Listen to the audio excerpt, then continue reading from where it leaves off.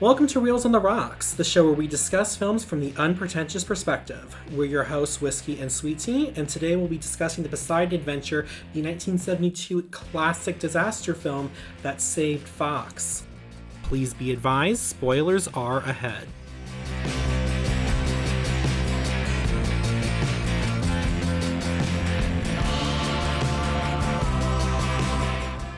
The Poseidon Adventure, the 1972 classic directed by Ronald Neame and produced by Irwin Allen. This film was nominated for 8 Academy Awards, and it won 1 for Best Song and an additional 1 for a non-competitive award recognizing its use of special effects. It is also based on the 1969 book of the same name by Paul Gallico. So, it has a long history in there. And, Paul Gallico actually wrote this about his own experience on the Queen Mary. He was on the Queen Mary, and I believe a wave hit the ship. It didn't turn over, but it turned on. It turned on its side, but it righted itself. So it's interesting that this is based on not necessarily fact, but it came from somewhere real. And I think that actually does carry over into the film. So this is one of my personal favorites. When I was in about the 5th grade, ABC did a television remake of it. I was obsessed with it. And then my dad came home one day with it. He's like, look, here's the original. We found it at Target. Watch it. This one's actually good. And savage. I know. So and I was in love with this film. And I was so obsessed with this. Actually, the same year the Poseidon came out, which it was not great, but it was okay, with Kurt Russell, your buddy from The Thing. Oh yeah, I saw it in the theaters. I saw it. It was okay. It was fine. It wasn't that good, but it wasn't bad. It was there. It's like a good TV movie, like not made for TV, but like if it's on FX or something, it's great to like. Oh hey, that remake of the Poseidon Adventure's on.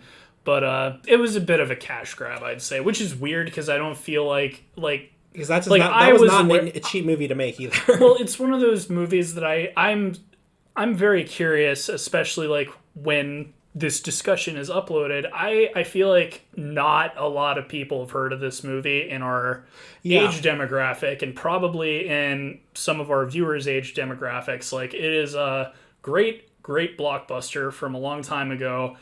But it is a forgotten blockbuster. That's the thing, and it is a great movie. In our last Reels on the Rocks, I was talking about Jaws, and kind of what I was noticing with this one was it's very good. Special effects still hold up, but it felt very old-fashioned. Like This is the example I'll tell you. I was watching, and the priest, who is played by, help me out with Gene Hackman. Gene Hackman, thank you.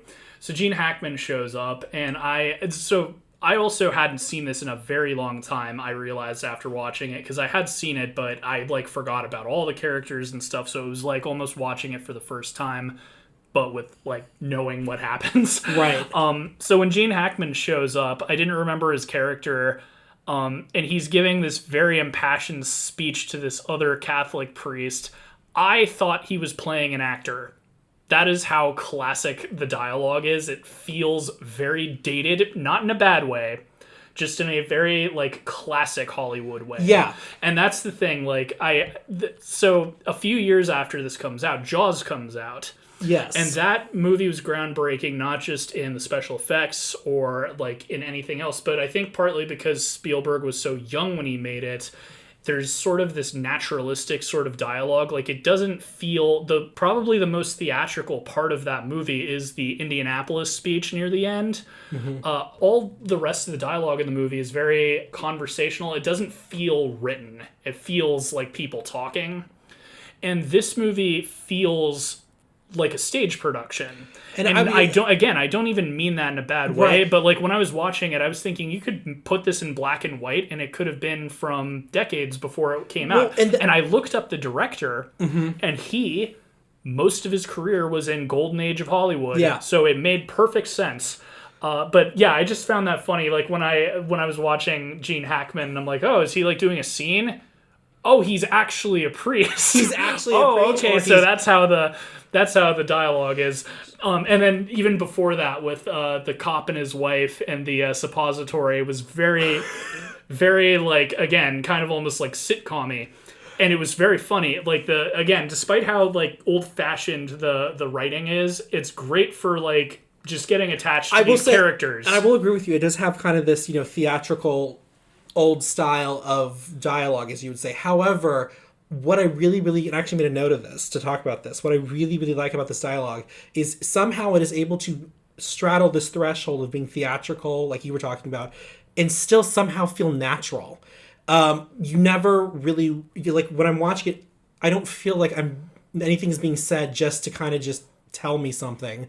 No, for sure. It is this again actually, with the delivery, I'd say it doesn't, by today's standards, it feels very movie-ish, but it's not like there's newsflash. Like, it's a movie. Well, like for good movies, there's no extra fat, and I agree with you there. Like there is no scene that is unneeded in the movie.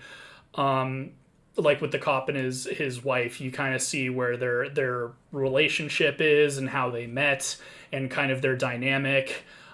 With the older couple, you get the same sort of deal with how compassionate the heavier lady is. Shelley Winters. Yes.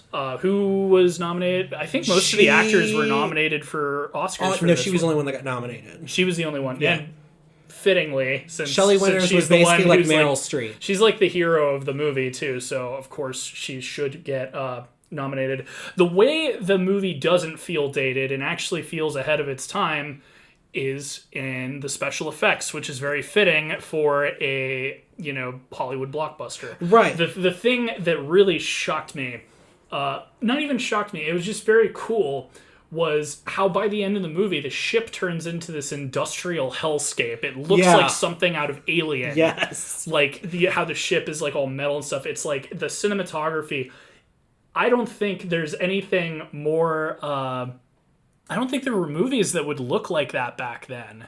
Like for the final climax of the movie when they're in the engine room, the way it looks and how dirty and gross, like it. As I said, like the dialogue and the writing feels very antiquated. Again, not in a bad way, but just the brutality in this movie. Yeah. I was shocked because, again, I knew what was going to happen, but the way people die in this movie is so... It's brutal, but and this is the thing I can appreciate. It's very brutal and it's very... when it happens, it's almost like a reality check for you. Oh, yeah. Oh, yeah. Because again, it'll usually follow some great banter scene where something funny happens. Well, it also makes the first act very... it makes it good that it felt very old-fashioned because it hits you when the ship capsizes and all these people are falling. It does not feel like an old movie anymore. No. And so that corny dialogue and stuff, it almost lulls you into a false sense of security that when, especially I'm sure people knew what was going to happen from the trailer and stuff going into this movie, but they might not have known just how intense it was going to get. And that was the other I did not know it was based on his experience on the Queen Mary because they filmed on the Queen Mary. They did. They filmed most of the shots at the beginning were filmed on the Queen Mary. Basically everything up until the New Year's party was filmed on the Queen Mary. And then all the overhead shots of the wave and everything, they built a replica of the Queen Mary, a little tiny one. Wait, you're telling me they didn't really capsize a ship? No, they didn't. Never mind, guys. It's a terrible...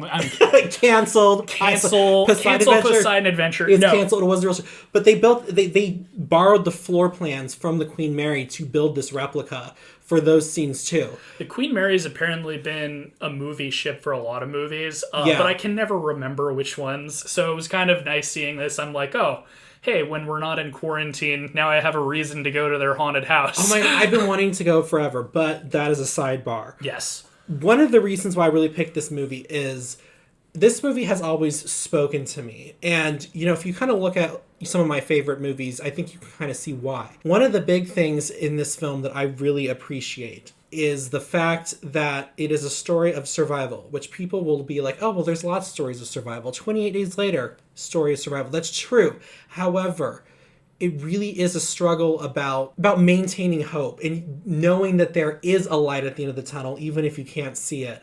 And There's that, got to be a morning after. won the Oscar for Best Song. Exactly. I also love that it's referred to officially as the Poseidon Adventure song. I know, in the credits. There's something, because most people nowadays will, they call it the morning after, but that was something that it's funny to me that it was the official name for the song before it came out on vinyl as like an single like a or single. whatever.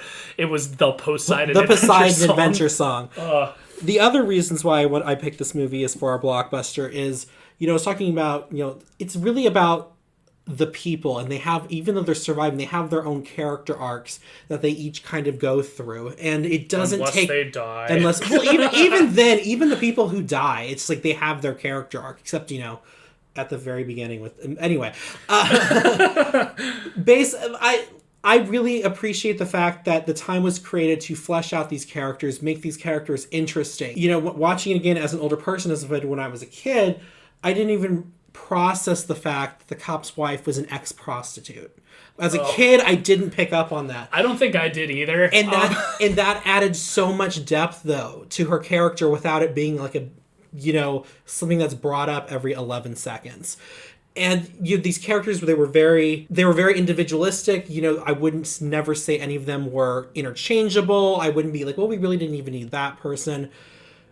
It really was about the characters and about their own personal journeys and demons. And what's interesting when you look back the movie is very much whether it's intentional or not, a religious-y sort of film. It's very intentional. The hero of the story is a priest. Well, I mean, but if you look at it, he's basically portrayed as like basically Moses leading his people to the promised land. Then we have the doctor, who is the false prophets leading them in the wrong direction. Well, and Gene Hackman, that was kind of an interesting take with his character too. Was he is a priest who believes that just relying on God is not helpful. And that's kind of goes in with his character where he's like, we need to get ourselves out of this situation because no one is coming to rescue us. And He turned out to be right. And he's not like, oh, God doesn't exist or he hates us or anything, but you can't just sit around praying for everything to get better. And I liked that. And it was it was such a nuanced take on a priest that I don't think I've ever seen one written as well in other movies, except maybe The Exorcist, which we should get into some other time. But yeah, that to me was sort of the theme of the movie. Like, I definitely agree with the religious undertones, but I do think they were very intentional. But I do think that was kind of the message that the movie was trying to get across is you can't just, especially in a bad situation, you have to fight to survive. Yeah. And you can't give up hope. And you can't rely on just someone saving you. You kind of have to work for it. And, that I thought, which I think that message is kind of missing a lot, even from survival things like nowadays. Like, I keep going back because I just watched recently, 28 Days Later, it was about, survival and fighting. But watching the movie, I literally asked the question, why do they want to survive so much? They think the world's over. What are they really fighting for? And so it's like you never really understand what their motivation really is. People are like, oh, stay alive. And I'm like, and what will happen then? It's not like anything's going to return to normal.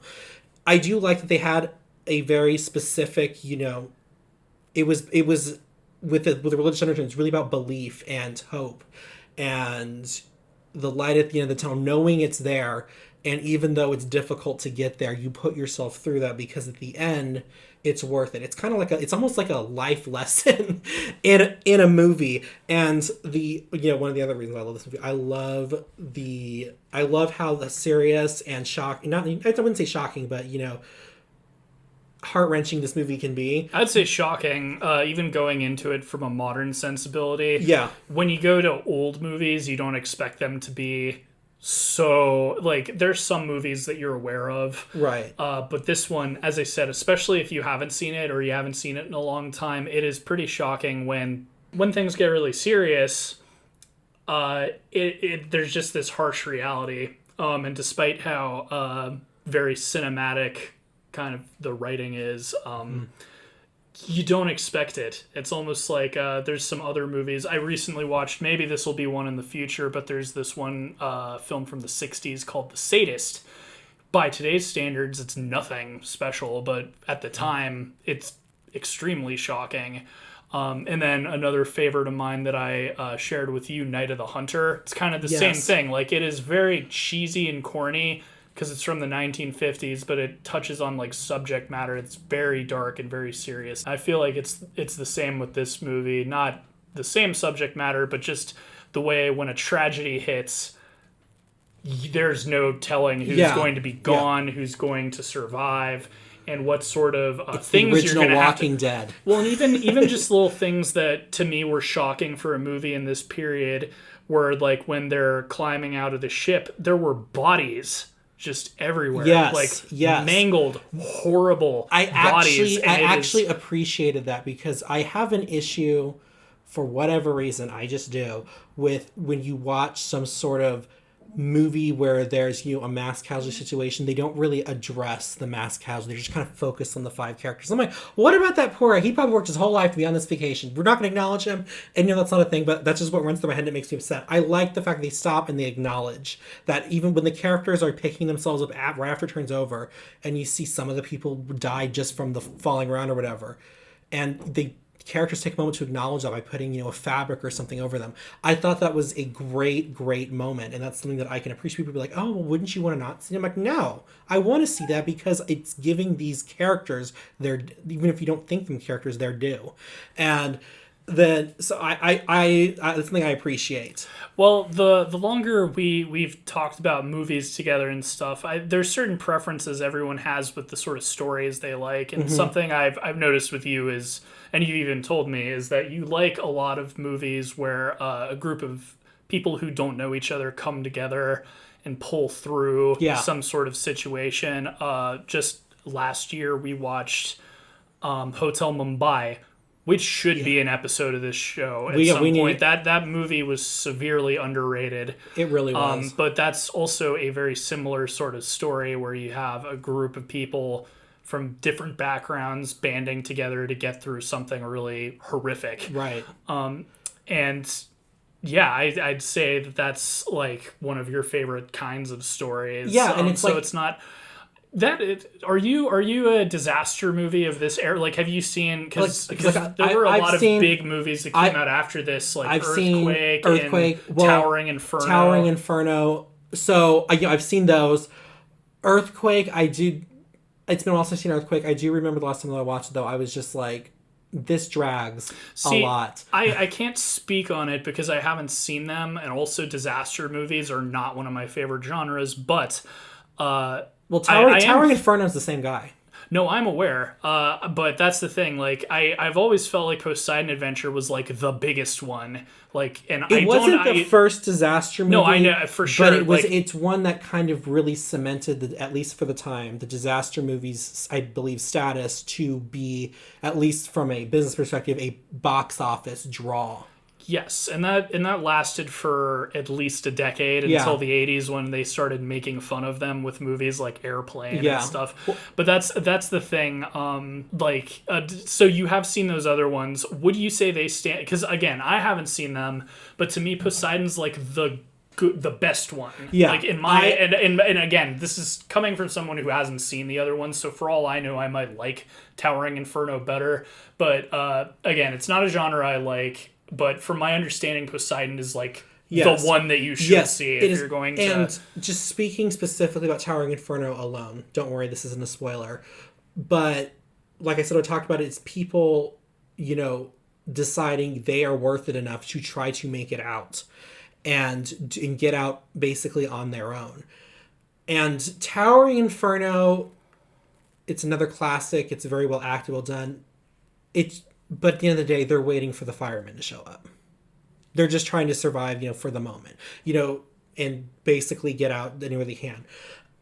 So that's one of the reasons why I would agree that this is better than it. I also would say that this one has the better dialogue of the two movies.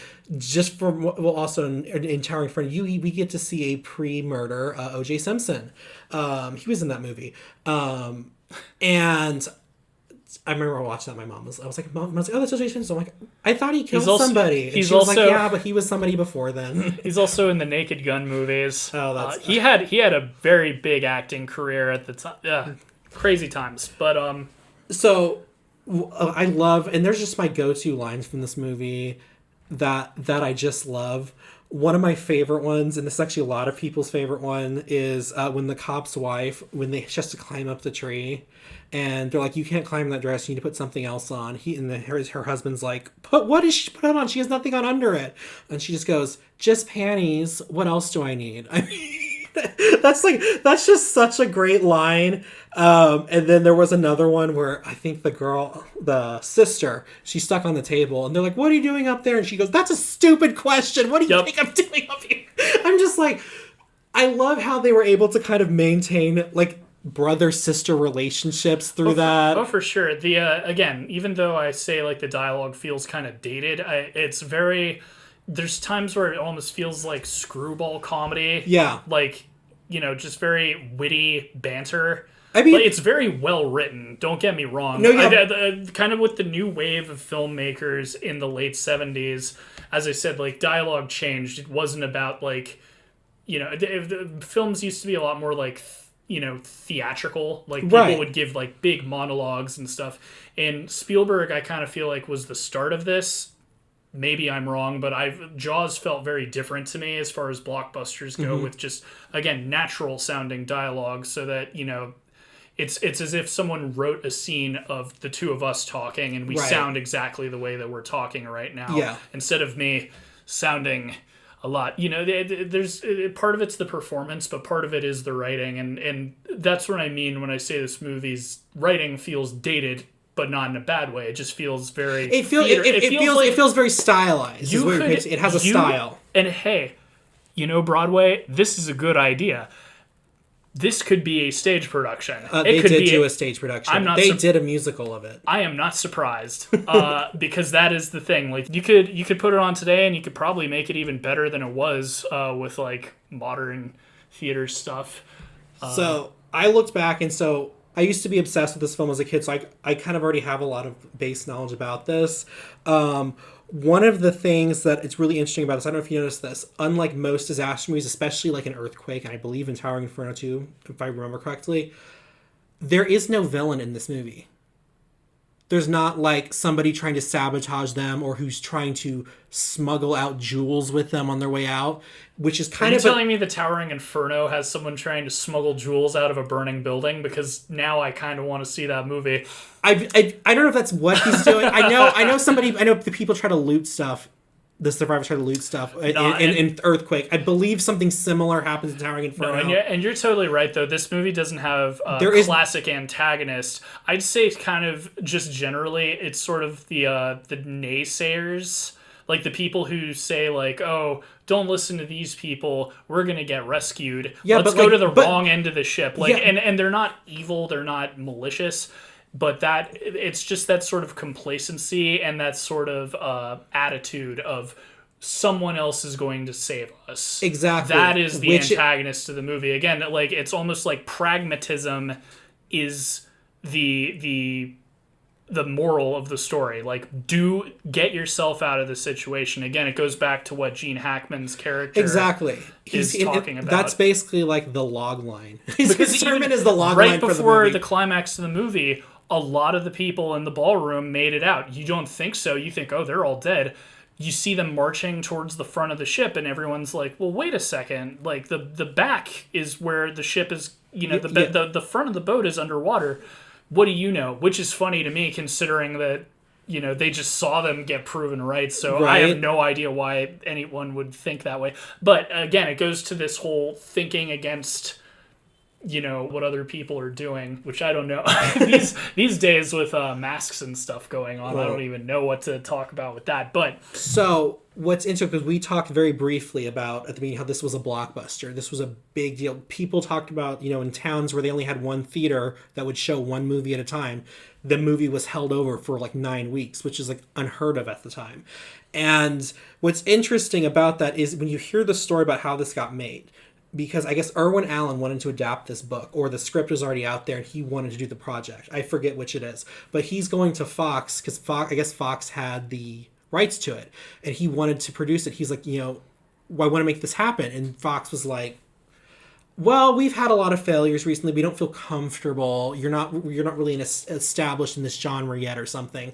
So they didn't want to give the money. Like, they had, even though they had now their classics. For example, Hello Dolly is like a musical classic now. Apparently did not do well at the box office. Oh, it's a bomb. Big time. That's one of the reasons why they didn't, because that didn't do well. A whole bunch of movies they had just put out didn't do well. Not only did Hello Dolly bomb. Mm-hmm. It was the film that killed musicals. Yeah. They used to be the blockbuster. Even when disaster movies were big, they were like Marvel movies are today. Yeah. Because Hello Dolly bombed so badly, musicals just disappeared. Are over, musicals are musicals are over party. Excuse me. Well, and I was reading about that, and I guess it's just, taste change. These overproduced spectacles, which is what a lot of these movie musicals were just, people are like, we've seen a lot of those. And so, because they had all these setbacks, they didn't want to give him the money for this movie. So he made a deal with him, and this is actually kind of hilarious. He was like, okay, what if I get it, like, I think he said half of it funded myself. And they were like, sure. Dude rolls out of the studios, goes across the street to the country club, and literally gets people to, like, I think he raises, like, I forget how much it is, like $5 million or something. And just like, so he got it funded. I think that's a hilarious story. Like, it was same day, literally 15 minutes later, I have it funded. Are you ready now? And then this did so well that when he wanted to do Towering Inferno, they were like, here's a blank check, because you basically printed money for us with the Poseidon Adventure. And so I think that's hilarious. He was like, yeah, okay, I'll get it funded. Goes across the street. Hey, everybody, round of drinks on me. Who wants to fund this movie? So, and something else I found interesting about this is the fact that a lot of I don't know if you noticed, the actors themselves did their own stunts. Yes, I did. And I think that was another way that they were ahead of their time with this movie. I think it maybe it was unnecessary, but I think it added to the performance, because you can't fake that sort of exhaustion. Yeah. Or that sort of, like, if you have to hold your breath for several minutes. Yeah, when you're coming you're not going to be acting when you're having to actually do it. And so there were like a couple scenes where they're like, because of insurance purposes, we actually cannot have you do this. I would say the prostitute falling to her death, that was probably a stunt woman, but like, for example, the scene where Gene Hackman's character goes back for the kid. That was all them drowning in the water. And what is super interesting about it, I watched this thing with Ronald Neame talking about how that was filmed. So basically, they had a hallway at the top of a water tank that they built at the top of a water tank at what is it called, at Fox. And so I guess what happened is they had some machine or whatever that would lower one end at a time that into it, so the water would come up. And so when that's happening, the actors are running, the water's coming up, and the director and everybody, they're all at the other end of the hallway, with their camera or whatever. Well, apparently what had happened was the guy who was supposed to stop the hallway from going all the way down into the water didn't. So the entire hallway ends up being submerged in here. So everybody, including the director and the camera and the film, were underwater. Jeez, I hope it was an underwater camera, or else they would have ruined a whole reel of film. That's what they said. Everybody was panicked about this. So what they do is and I love this. If you watch this guy talk, it's so he's like, so what we did is we took the spool of film, we gave it to a character who took it to the laboratory, and character. He says that's you should watch this guy in an interview. He's great. This is Irwin Allen. No, Ronald Neame, the director. Okay. So he said what they did is they literally took the film magazine, soaking wet. They took it to wherever they developed the film at, and they took the wet film out and wound it onto the developing machine, and stars aligning. He said it came out fine. It came out great. It came out good. But yeah, so like when that kid looks like he's about to drown in that scene, yeah, that's real. He literally almost drowned. filming that, and I think that's just great. I will say, not the actor, but the character of that little boy was a little annoying. and it's what it is. I just like, even from the beginning where he's like out on the, going to the captain's quarter, or the what do you call it? The bridge, yeah. The bridge in a storm, and I'm just like, kid, are you for real? I mean, I was like with his older sister. I'm like, dude, cut it out. Like, I will say, at least his nerdy knowledge on boats came in handy. Right. But yeah, like that scene you're talking about where he wandered off, it was one of those classic yelling at the screen, kind of like, what are you doing? What are you doing? What are you doing? Why did you wander? Like, and I'm thinking of like me as a little kid, I would.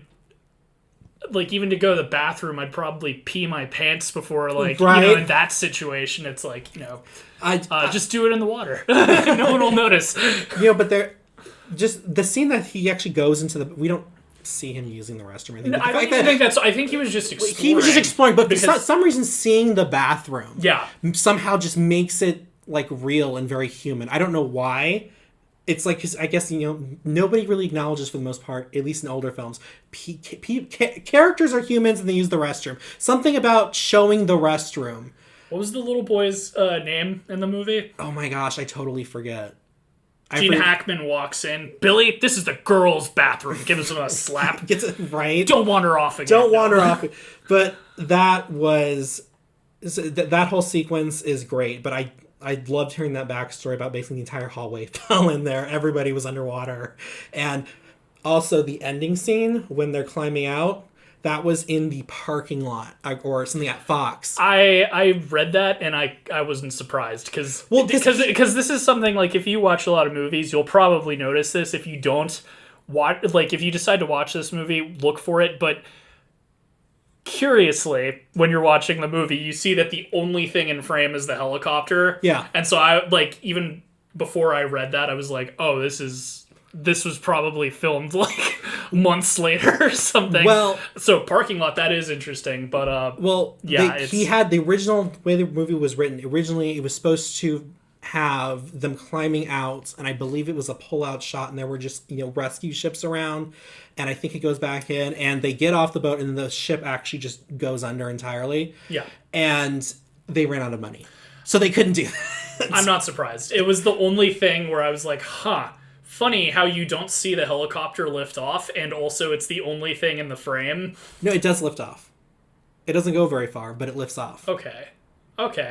It does. Okay. It does do that. Okay. So I will just say, this movie, for basically all the reasons we've talked about, it has its staying power. I will even argue that it's not even like a movie that you'll be like, oh, it's good, but it has like its cringy moments. I wouldn't even say it has its cringy moment. Well, I will say there's one scene where Gene Hackman is at the party table. Keep in mind, he's a priest, and he has his arm around these like two like young, gorgeous girls. I was like, his relationship with the teenage girl was really uncomfortable. I don't think they had any kind of relationship in the story. But man, in today, if you watch, that's one thing that probably hasn't. I will say this is, at least from my perspective, it was one-sided. It did seem very much... No, it definitely seemed like she was onto him. Yeah, she was so into him. It's still very weird, especially, like, it's one of those things where someone wrote that into the script. Yeah. And it's like, I don't know. Again, I didn't take away from the movie for me, but I know what you mean, because it's like... I almost forgot about that until you brought it up. But yeah, that whole thing was very weird. And I was like, okay... Young hip priest, cool. But like I said, this is a great movie. I believe this movie everybody should watch, even if you're not a disaster movie person, because it really doesn't follow a lot of, like we said, the disaster movie tropes. There's no secret villain. There's no just trying to survive to just survive. There's characters that are interesting, that are funny. I really think that this is probably one of the best disaster films. Oh, I think it is made. The best one, at least for me. And this is coming from someone who doesn't really, like the genre you too really much. Think this is better over Aftershock Earthquake in New York? Or what? Skyscraper with Dwayne "The Rock" Johnson. Oh my gosh. No, but I think it's great. I encourage, if you've never heard of this movie and you're listening to this, check it out. I saw it on Amazon for like $2. Yeah. It is excellent, and I think it holds up. Again, knowing the time period it's from, I think you'll be really shocked at how blunt it gets with the subject matter. It really does. And I will propose. I will double down. I propose to anyone who hasn't seen the movie who watches it after this or before this. Tell me if you guessed who survived correctly. Yes, it is one down of those in the movies. comments. Tell us if you guessed correctly who survives the thing, or tell us who you think should have who should have and who shouldn't have. One final fact to leave you before you go: Leslie Nielsen was the captain of the boat in this movie. He was top billed, but was only in it for 20 minutes. Oh, and that's. At least for me, that was the first. It's literally the first name you see on the screen because he was top billed. Yeah. Actually, I think he had like a special credit, like Leslie Nielsen as the captain. And again, it is funny that just a few years after this movie, when they were parodying disaster movies, he did Airplane, right? Yeah, which was a parody of Airport, which was from the 1950s, which. We'll get into later. That. It was, Airport was the 70s too. Anyway, so we challenge you to either tell us if you got it right or tell us who you think should have gone. And let us know in the comments below. Like, subscribe. Feel free to call me an illiterate boob. I mean, I do that already, but True. But yeah, so tell us what you think and let us know. If you like the movie, didn't like the movie. Feel free to like. If you want to subscribe, go right on ahead. And if you want notifications on that subscription, hit the bell icon. And we'll see you guys next time. See you in the next one. Thanks, guys. Stay thirsty.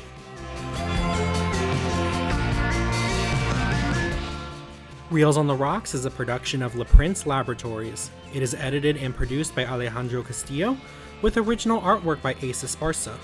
Follow us on Twitter at Reels on the Rocks, and tweet at us any movies or shows you'd like us to discuss in the future.